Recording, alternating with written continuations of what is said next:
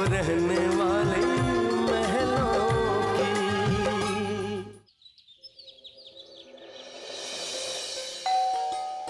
जाइए बाबू। लगता है शुभम भैया आ गए, मैं देखती हूँ।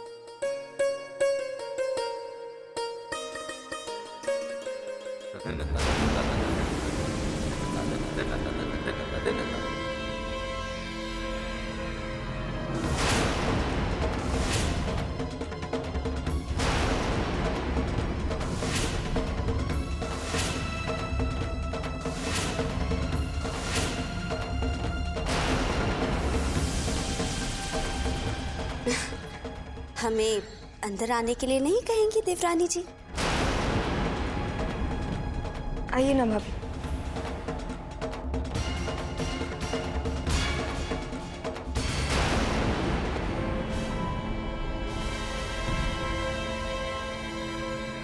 अरे वाह, क्या बात है देवरानी जी। इस खंडर का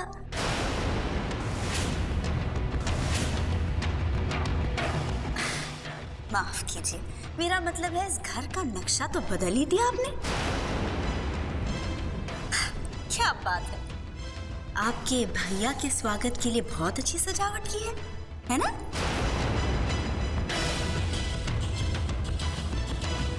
अब जिनके आने की खुशी में ये सब किया है, अगर वो ये सब देख लेते तो उन्हें कितना अच्छा लगता।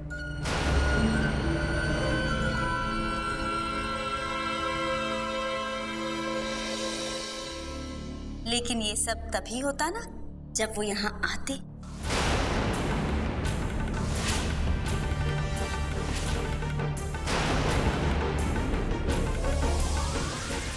जब आते नहीं कामनी भाभी। शुभम भैया तो मधुपुर पहुंच चुके होंगे। कल ही उनकी चाची का फोन आया था कि वो आज मधुपुर पहुंच जाएंगे। अब जय भैया, हमने ये कब कहा कि वो मधुपुर नहीं आएंगे? जरूर आएंगे।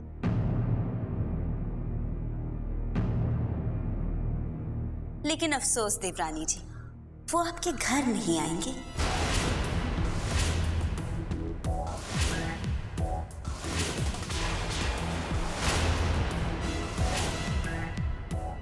अभी अभी हमने आपके प्यारे शुभम भाई साहब को मधुपुर बस स्टैंड पर खड़े देखा। वो वहां किसी से कह रहे थे कि क्या आप ये संदेशा ऋषभ बाबू के यहाँ दे सकते हैं?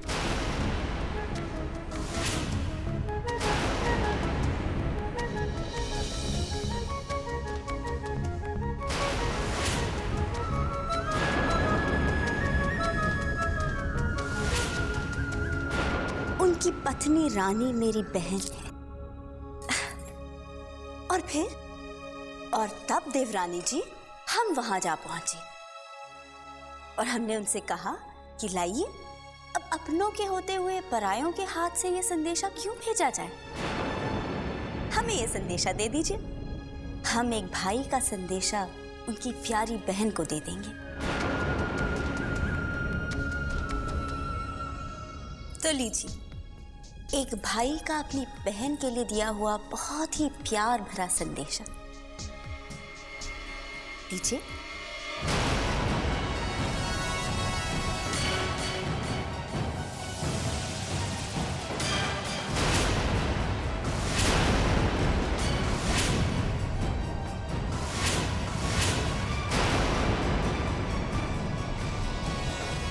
लीजिए ना।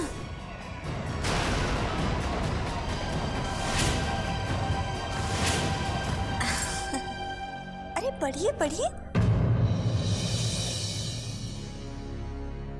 अच्छा, आप नहीं पढ़ना चाहती? कोई बात नहीं, हम पढ़कर सुनाते हैं। उन्होंने लिखा है, रानी, मैं यहाँ मधुपुर में सिर्फ तुमसे मिलने आया हूँ। एक भाई ने वादा किया था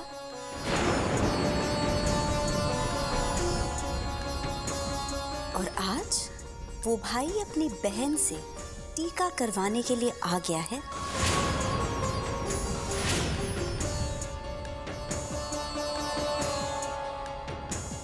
पर माफ करना रानी, मैं उस घर में नहीं आ पाऊंगा, नहीं आ पाऊंगा।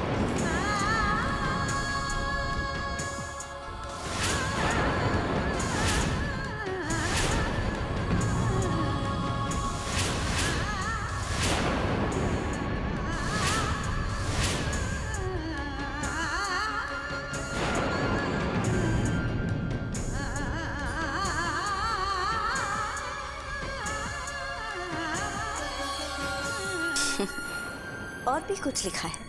वो कहते हैं तुम यहाँ बस स्टैंड पर आ जाओ।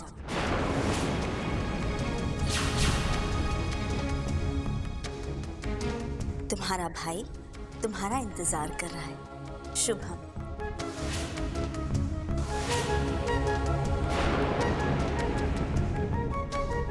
रानी, अब देखो, तुम तो जानती हो तुम्हारे भाई साहब अपने वादे के कितने पक्के हैं।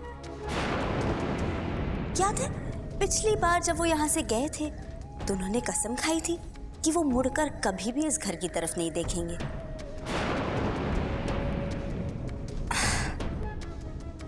अब उन्होंने अपनी कसम भी नहीं तोड़ी और वादा भी निभा लिया।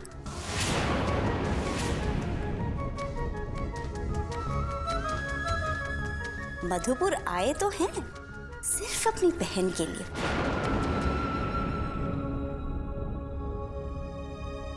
लेकिन बहन के ससुराल में उन्हें पैर रखना मंजूर नहीं है।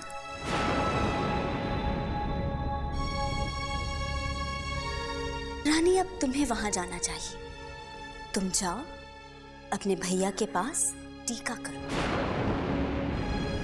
अब रानी, वो यहां नहीं आ सकते तो क्या फर्क पड़ता है, तुम उनके पास चली जाओ। हाँ, आखिर भाई बहन का रिश्ता सबसे ऊंचा होता है।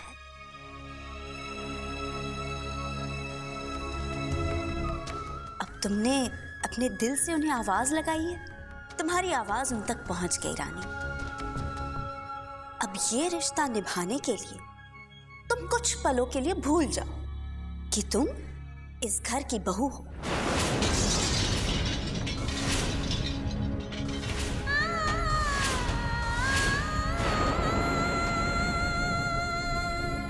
भूल जाओ देवरानी जी कि तुम किसी की पत्नी हो।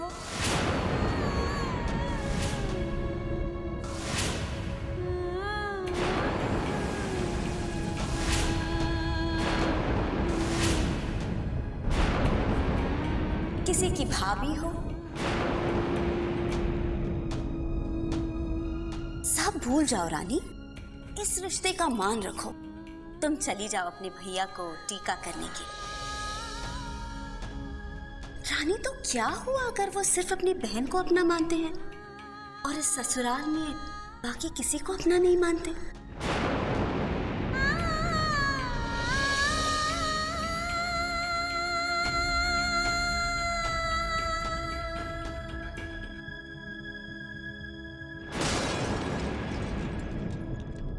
तो देवरानी जी, सुन लिया ना अपने प्यारे भैया का प्रेम संदेश? वो क्या है ना, हमें जैसे ये चिट्ठी मुंह जुबानी याद ही हो गई है। अब शायद आपको हम पर भरोसा नहीं था, इसलिए कोई बात नहीं। हम एक काम करते हैं, आपके लिए अपनी गाड़ी भिजवा देते हैं।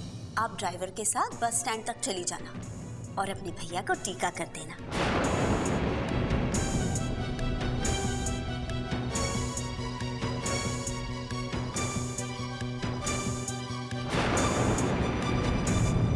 वहां बस स्टैंड पर खड़े खड़े थक गए होंगे ना?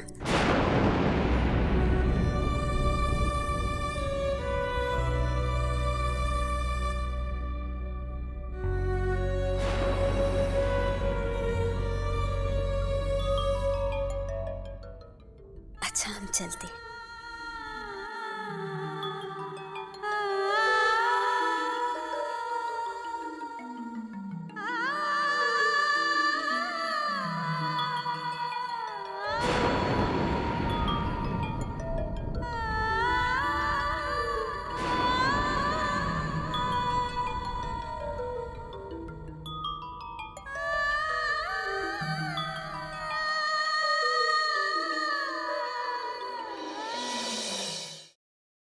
रानी बहू,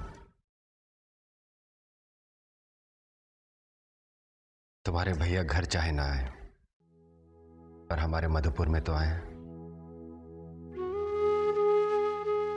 तुम जाओ और अपने शुभम भैया का तिलक करो। नहीं धर्म भाई, मेरा घर, मेरा परिवार, यही मेरा अस्तित्व बन गया है। इसे छोड़कर कौन सा रिश्ता निभाने जाओ, कौन सी रस्म निभाने जाओ भैया? नहीं रानी बहू, तुमने ही तो हमें सिखाया कि रिश्तों में दिल जोड़े जाते हैं, तोड़े नहीं जाते। तुम्हारे शुभम भैया मुंबई से यहां तुम्हारे लिए आए। यहां आकर उन्होंने हमारा मान रखा है, तो क्या तुम 4 कदम चलकर अपने भैया के प्यार का मान नहीं रखोगे?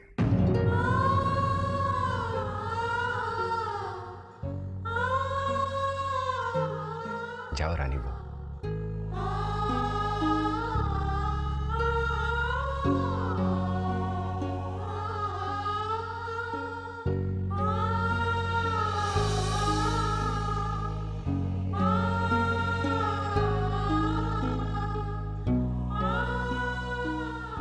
हाँ रानी, जाओ।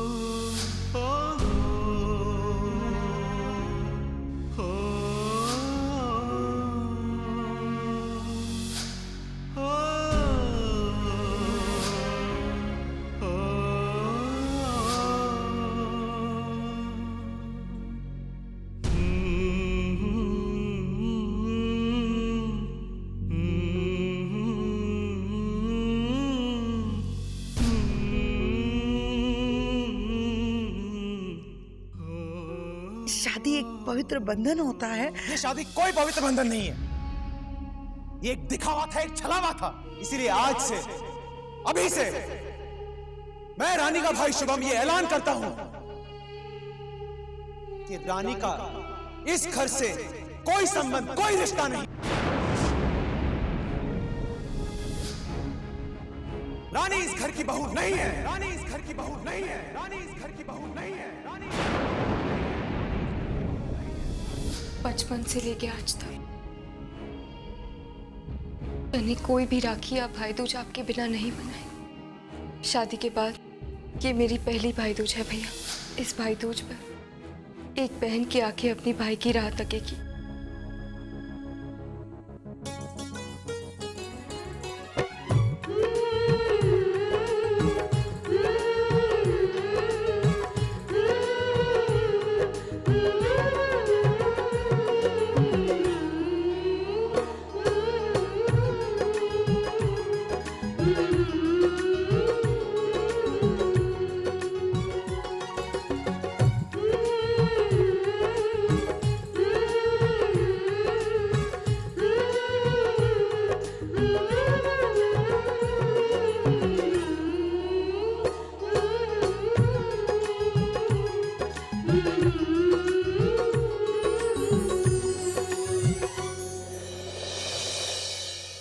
रानी,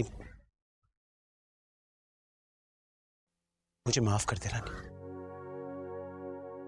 काश मैं उन पुरानी यादों को भूल सकता, वो यादें जो तेरे ससुराल के साथ जुड़ी हुई हैं। काश मैं एक अच्छा भाई बन सकता रानी, पर मैंने तो तुझे आज यहां इस तरह अकेले बुलाकर तेरे रिश्तों को और भी उलझा दिया है। तुम्हारे और तुम्हारे घर वालों के रिश्तों शायद मेरी वजह से बहुत बड़ी दरार आ जाएगी। ऐसा मत सोचिए भैया, कोई दूरियां नहीं आई हैं रिश्तों में, और मैं अकेली नहीं आई हूँ। मेरे साथ मेरा पूरा परिवार आया है भाई दूज की खुशियां मनाने। वो देखिए,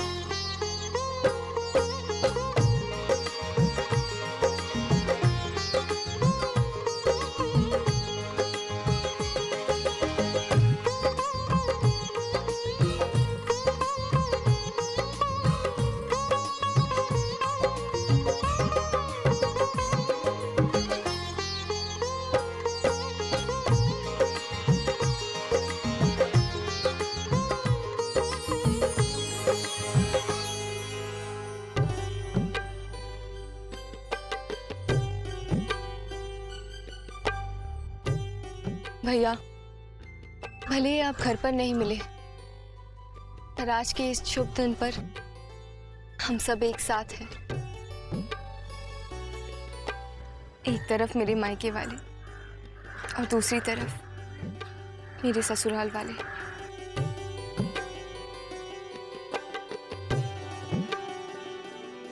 और बीच में सिर्फ खुशियां ही खुशियां।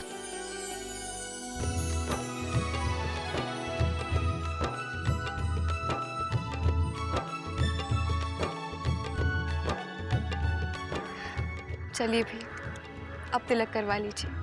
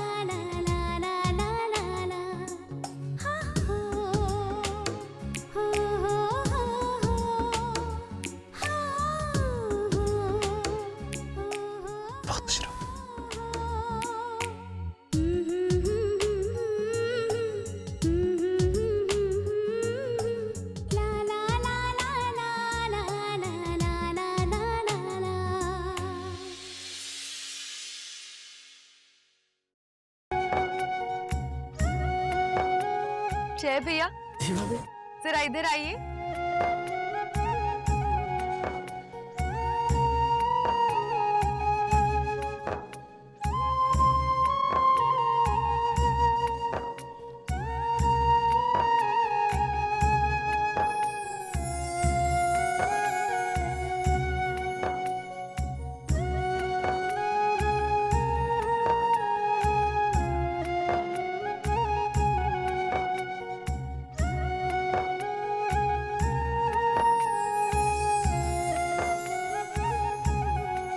Thank you. शुभम बाबू, हम जानते हैं कि हमसे गलतियां हुई हैं, और आज हम उन गलतियों के लिए आपसे माफी मांगने आए हैं। हमें माफ कर दीजिए शुभम बाबू।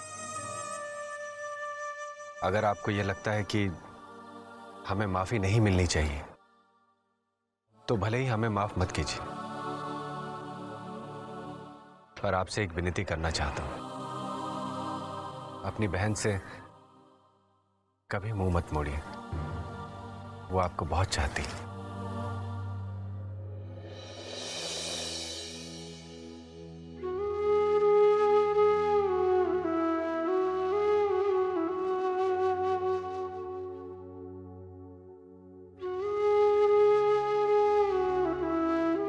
अरे ऋषभ बाबू, ये क्या कर रहे हैं आप? गलती तो मुझसे हुई है जो मैंने आप सबको गलत समझा। मैंने तो आपके साथ बहुत ही बचकाना हरकत की। उस दिन गुस्से में न जाने क्या भला बुरा कह गया मैं आपसे।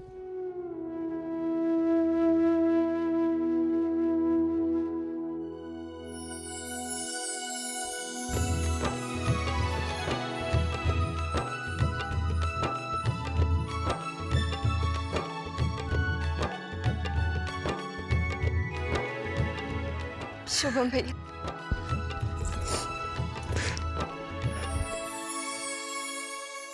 रानी, मैं जाना तो नहीं चाहता पर मेरे बस के निकलने का वक्त हो गया। अब मुझे चलना चाहिए। ओके?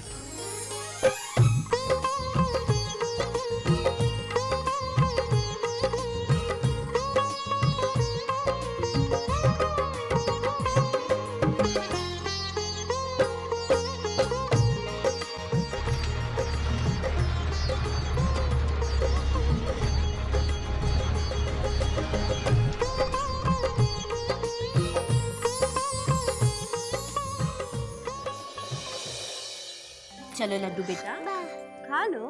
मैंने कहा मुझे नहीं खाना ये सब, मैं काजू कतली ही खाऊंगा। अरे लड्डू बेटा, अब ये पेड़े खा लो। शाम को तुम्हारे दादाजी जब बाजार जाएंगे ना, तो मैं उनसे कह दूंगी कि मेरे बेटे को काजू कतली खानी है। फिर वो ढेर सारी काजू कतली लाएंगे, है ना? खा लो। मुझे नहीं खाली। अरे कामनी भाभी,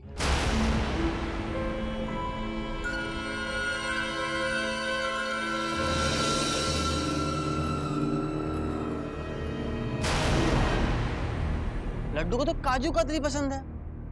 लड्डू बेटा इधर इधर, तुम्हारे चाचा तुम्हारे लिए काजू कतली लेके आए हैं, खाओ खाओ।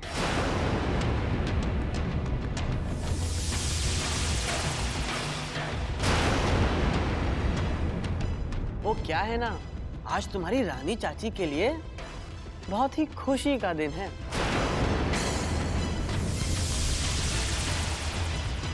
आज उन्होंने दो भाइयों को तिलक लगाया है। एक उनके भाई शुभम भैया और उनका दूसरा भाई मैं।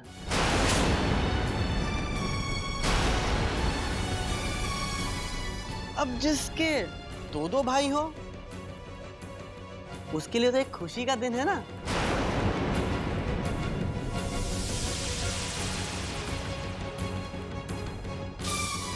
जय राम जी।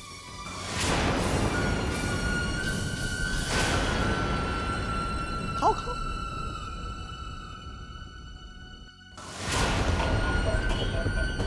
देखा आपने सासू माँ, हमारी बिल्ली हमें से मिला। कल तक जिसका सर हमारे सामने झुका रहता था, आज हमारे सामने उसकी जुबान खुल गई है। आप उसे भूखा नंगा कहती थी ना, वो आज हमें ये मिठाई खिलाने चला आया। जी करता है ये मिठाई अभी इसी वक्त कचरे में फेंक दूं। बस बहू बस, इतना गुस्सा इतनी छोटी सी बात पे? ये अच्छी बात नहीं है बहू। इतनी सी बात? सासू माँ, ये इतनी सी बात है? आपने देखा नहीं जय भैया ने किस अकड़ से हमसे बात की? अच्छा आप ही बताइए, उनकी कमजोरी क्या थी आज तक? उनका चटोरापन। हम उन्हें खिला पिलाकर उनसे जी हुजूरी करवाते थे, लेकिन आज उस कट की कठपुतली का मुंह खुल गया है। बेटा तुम खामोखा अपना खून चला रही हो, खामोखा घबरा रही हो। सासू माँ, हमें लगता है आपके दिल में भी इस बात को लेकर घबराहट होनी चाहिए। रानी की अहमियत उस घर में बढ़ती जा रही है। रानी का भाई तिलक करवाने उसके घर नहीं आया तो पूरा परिवार रानी समेत बस स्टैंड चला गया। बस स्टैंड पर सबने भाई दूज मनाई। यहाँ तुम गलत हो बेटा। अच्छा एक बात बताओ, रानी के साथ बस स्टैंड पे कौन कौन गया था? वो धर्म भैया, जय भैया और ऋषभ भैया। और वरुण? वरुण नहीं, रानी जो उस घर में रामायण लिखना चाहती है ना, वो मैं कभी होने नहीं दूंगी। वो कैसे? बेटा, रामायण में 4 भाई थे। भाई ने एक दूसरे की जान दी। अब मैं उस घर के रामायण को महाभारत में बदलने वाली हूँ। हम वरुण को कठपुतली बनाएंगे और उस कठपुतली को हम नचाएंगे और ताता थैया उस घर में होगी।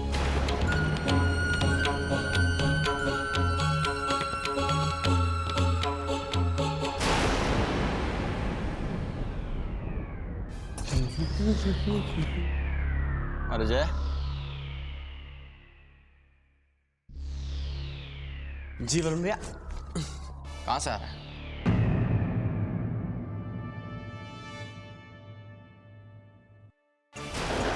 क्यों?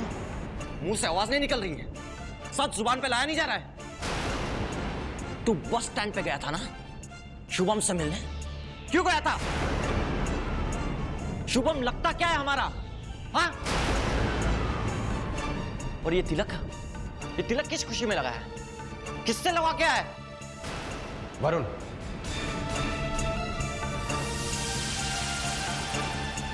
ये क्या हो रहा है? क्यों चिल्ला रहे हो तुम इस पर? मैं इसे कुछ भी कहूं, आप होते कौन है मुझे बोलने वाले? मैं अच्छी तरह से समझता हूं कि आप लोग मेरे भाई को मुझसे दूर करना चाहते हो, बहका रहे हो उसे, और मैं ऐसा होने नहीं दूंगा। तू समझता क्यों नहीं है? क्यों नहीं? तू कसम खा मेरी कि इन लोग से तू दूर रहेगा, कोई संबंध, कोई लेना देना नहीं रखेगा इन स्वार्थी लोगों से। कसम खा।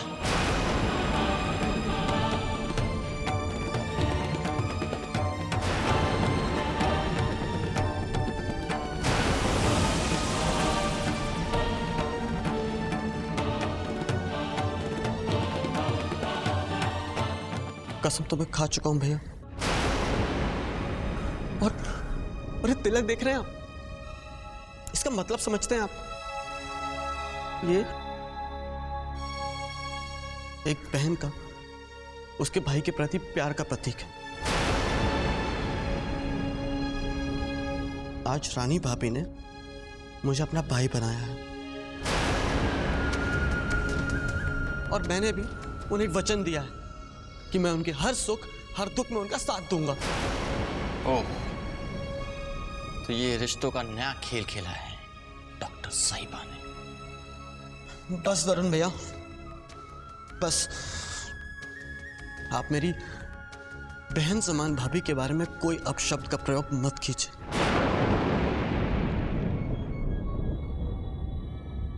मुझसे बर्दाश्त नहीं होगा।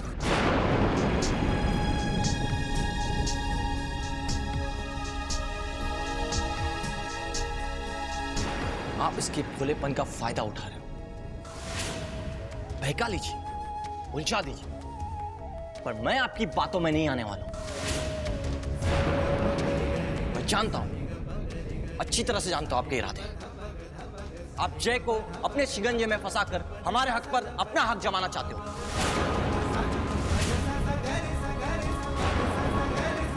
पर मैं अपना हक नहीं छोड़ूंगा, कभी नहीं छोड़ूंगा।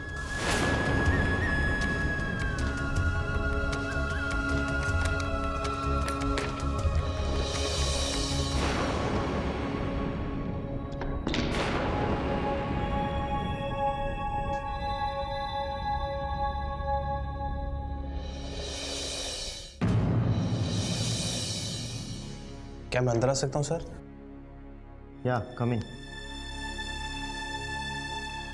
नमस्ते। Have a seat.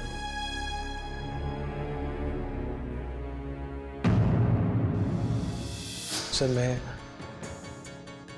ये रात की नौकरी नहीं कर पाऊंगा। आप वही है ना, एक बार पहले भी आप इंटरव्यू के लिए आ चुके हैं? जी। आई एम सॉरी, दिन की वैकेंसी नहीं है। सर मैं यही पूछना आया था आपसे कि वो रात वाली जो नौकरी थी वो अब भी है या? हाँ जी हाँ, वो तो है। तो क्या आप मुझे वो नौकरी दे सकते हैं? हाँ हाँ, ज़रूर मिल सकती है। पर जहाँ तक मेरा ख्याल है, आप कह रहे थे कि आप शादीशुदा हैं और आपको नाइट जॉब में प्रॉब्लम है। फिर अचानक आपने अपना फैसला कैसे बदल लिया?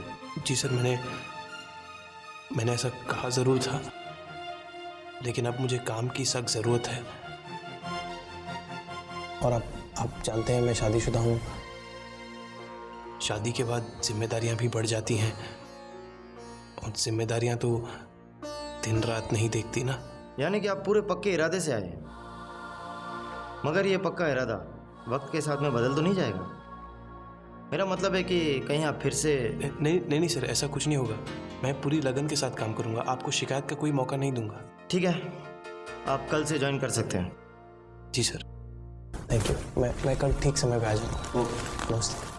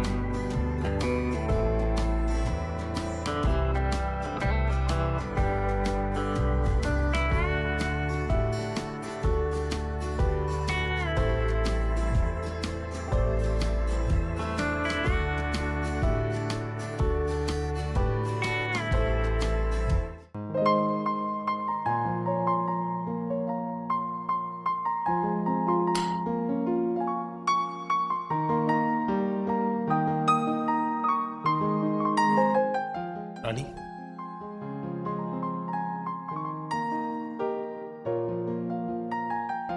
अब आ गए? आज मुझे नौकरी मिल गई रानी। क्या सच ऋषभ? हे राम जी, बहुत बहुत शुक्रिया आपका। ऋषभ, कहाँ मिली जॉब?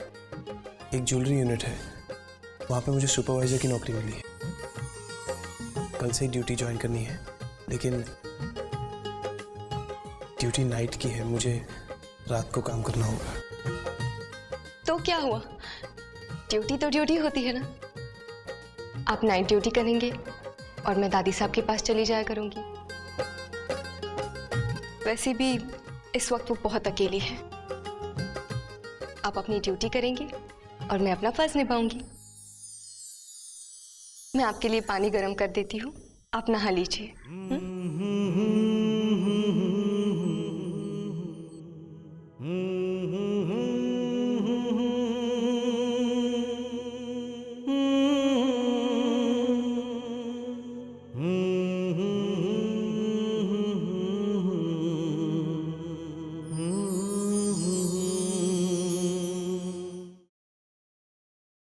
चंदा मौसी, कहाँ जा रही हैं आप? माँ साहब का ख्याल आया क्या? मैंने आपसे मना किया था ना। लीलावती बहू, इतनी कठोर मत बनिए। माँ साहब अब एकदम अकेली है। पिछले 2 दिनों से उन्होंने अन्न का एक दाना तक नहीं खाया। सारा का सारा खाना वापस लौटा दिया। उनका दवाई लेने का भी वक्त हो गया है। ये दूध ले जाने दीजिए। मैं आपके सामने हाथ जोड़ती हूँ, सिर्फ एक बार उनके दर्शन करने दीजिए। दर्शन तो हमें आपके करने थे चंदा मौसी। इस रूप की बहुत अच्छा लग रहा है, बहुत ही अच्छा लग रहा है आपको गिड़गिड़ाते हुए देखकर। आखिर आपकी कमर टूट ही गई ना शबनम मौसी। और रही बात माँ साहब की, तो कोई दूध नहीं जाएगा उनके पास, और अगर उनको दवाई लेनी होगी तो वो खुद पानी लेकर ले लेंगी। समझी? अब आप निकलिए, जाइए।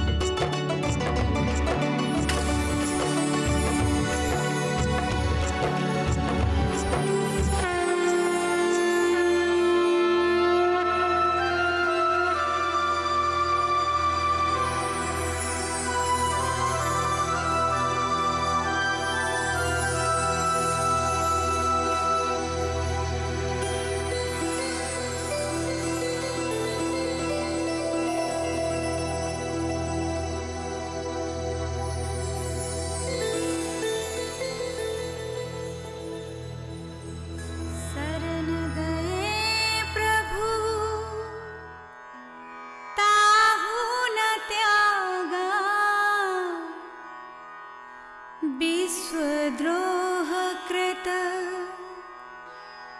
अधजहि लागा, जासु नाम त्रय ताप न सावन, सोई प्रभु प्रगट समुझु जिय रावण।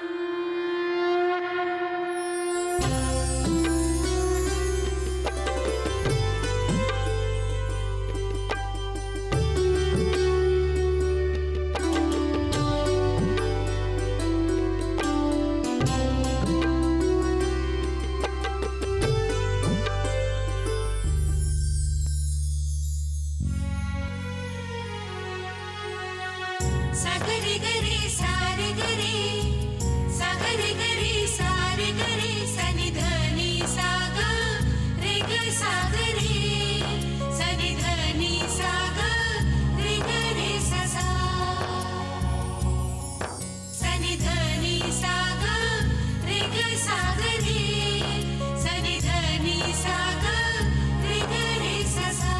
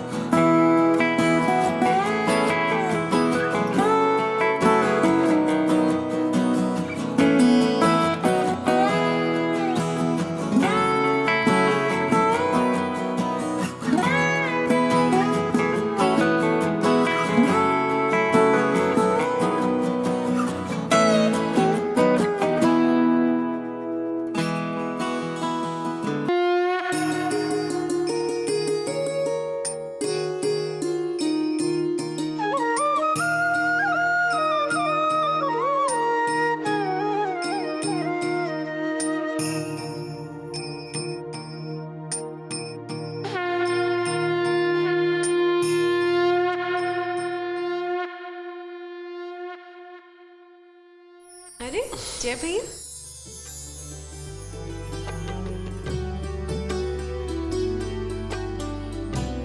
लीजिए। कहते हैं भगवान का प्रसाद लेने से दिन बहुत अच्छा जाता है। और सुबह सुबह रानी भाभी का मुस्कुराते हुआ चेहरा देखो तो सारा दिन मुस्कुराते हुए बीतता है। बहुत बातें करते हैं आप। चलिए प्रसाद खाइए।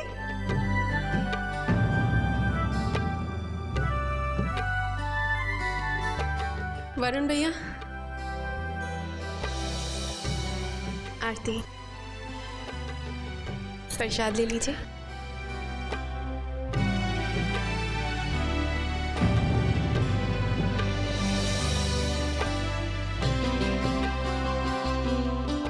रानी बहू, जल्दी से नाश्ता लगा दो, मुझे जरा जल्दी जाना है। बैठिए भैया, आप भी बैठिए, मैं अभी आई।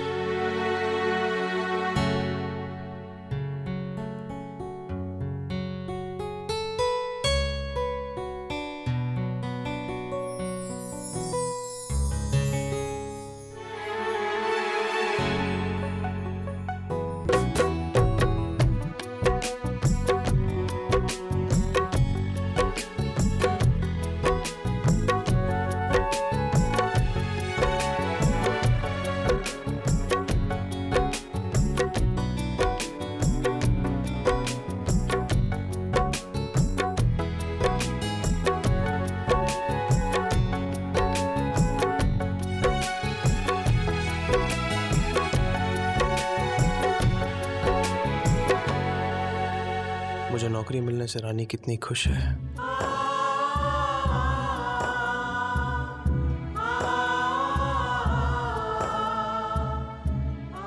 मैं नाश्ता लगा देती हूँ, आप जल्दी से आ जाइए।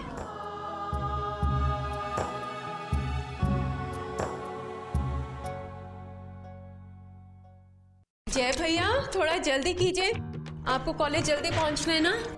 जल्दी भाभी? क्यों? अरे आज आपकी एक एक्स्ट्रा क्लास है, आप ही ने तो बताया था। भाभी मैं तो भूल गया था। अच्छा आपने याद दिला दिया, मेरी क्लास छूट जाती। भाभी मैं लेट हो जाऊंगा। नाश्ता तो पूरा कर लीजिए ना भाई। अरे जल्दी से आशीर्वाद देंगे। Bye bye. बैठिए।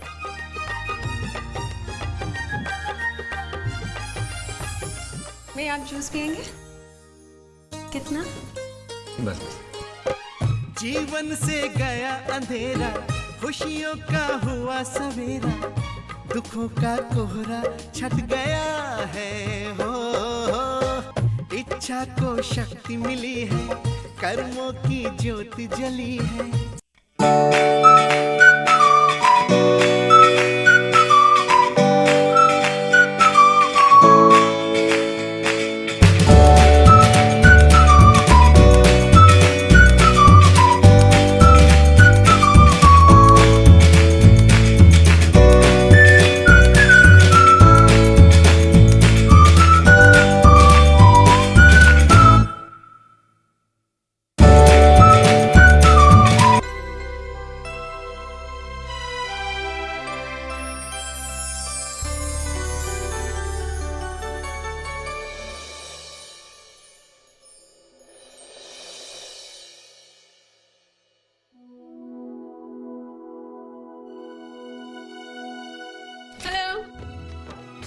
हाय रानी, कैसी रही दिवाली?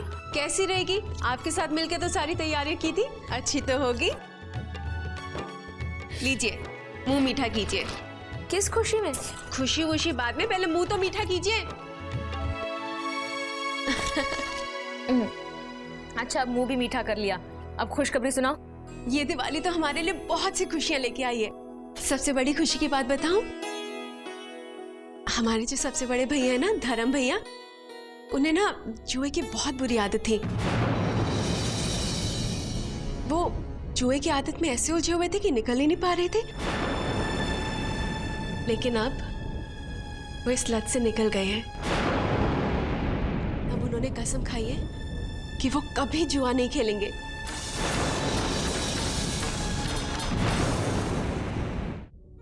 आखिर उन्होंने अपने दिल की आवाज सुनी ली। आप जानती है, जब से उन्होंने ये कसम खाई है ना, हम सब तो बहुत खुश हैं। उन्होंने हम सबको बहुत खुशियां दी हैं। एक बात कहूँ रानी, बुरा तो नहीं मानोगी ना? मैं तुम्हारी खुशियां कम नहीं करना चाहती, लेकिन सच्चाई को बदला भी तो नहीं जा सकता। और सच ये है कि कुछ आदतें ऐसी होती है कि इंसान चाहे लाख कोशिश कर ले, लेकिन उन आदतों से अपना पीछा नहीं छुड़ा सकता, और वो आदत लत बन जाती है।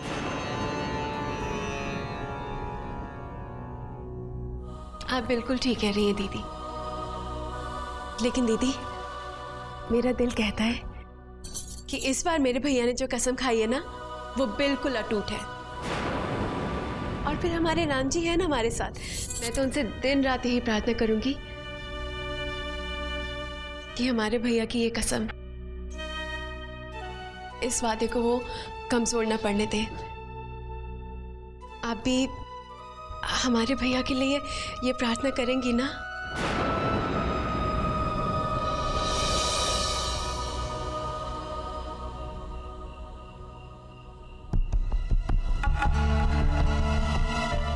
एक बहुत बड़ी खुशी की बात यह है कि हमारे सबसे बड़े भैया है ना, धर्म भैया, उन्होंने कसम खाई है कि वो कभी जुए को हाथ नहीं लगाएंगे, कभी जुआ नहीं खेलेंगे।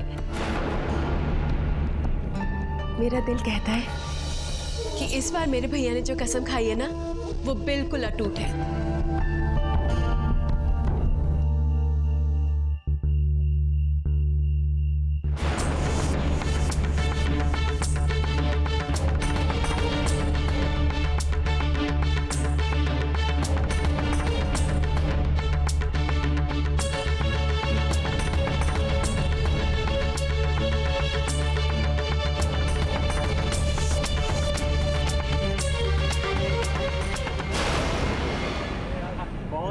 खेलोगे बहुत ही आज दे भाई, दिखा आज क्या दे रहा है। चल चल जल्दी दे।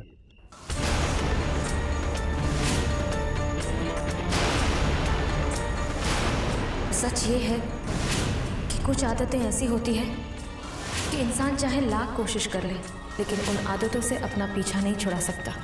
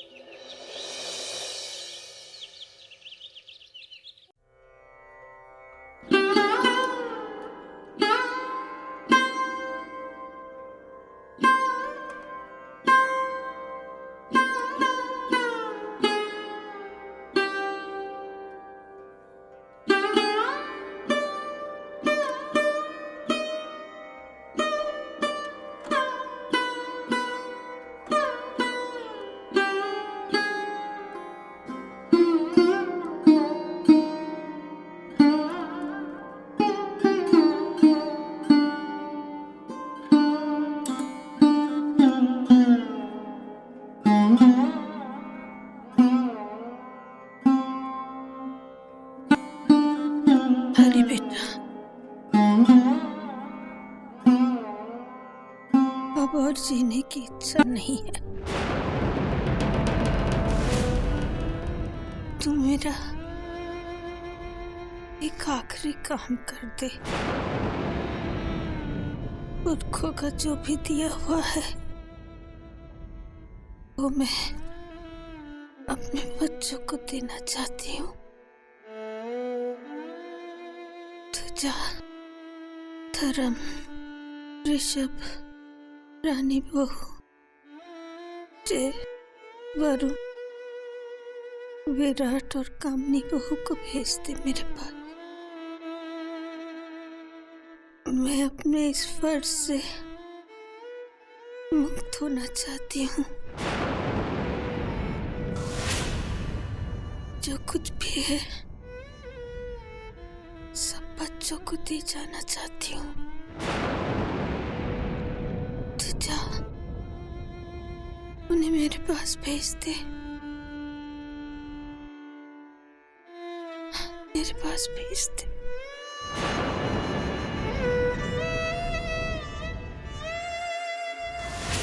क्या बाजी, आप ही ना दादी साहब कुछ भी कहती रही और आप चुपचाप सुन करके चले आए। अरे आपको तो दादी साहब की बात बीच में काट करके कह देना चाहिए था कि हम धर्म और उसके भाइयों को कुछ भी नहीं देंगे। ये तुम क्या कह रहे हो विराट? आज मैं जो कुछ हूं वो सिर्फ मां साहब की बदौलत हूं, उनके आशीर्वाद से हूं।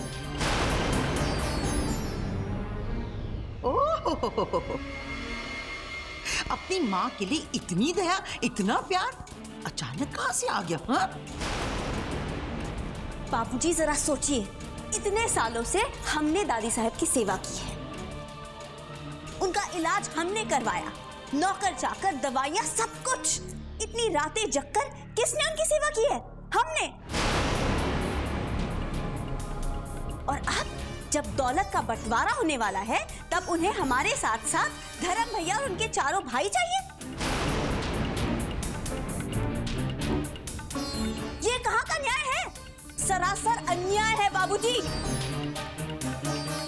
एक बात समझ लीजिए, हमारे लगाए हुए पेड़ों का फल मैं और किसी को भी नहीं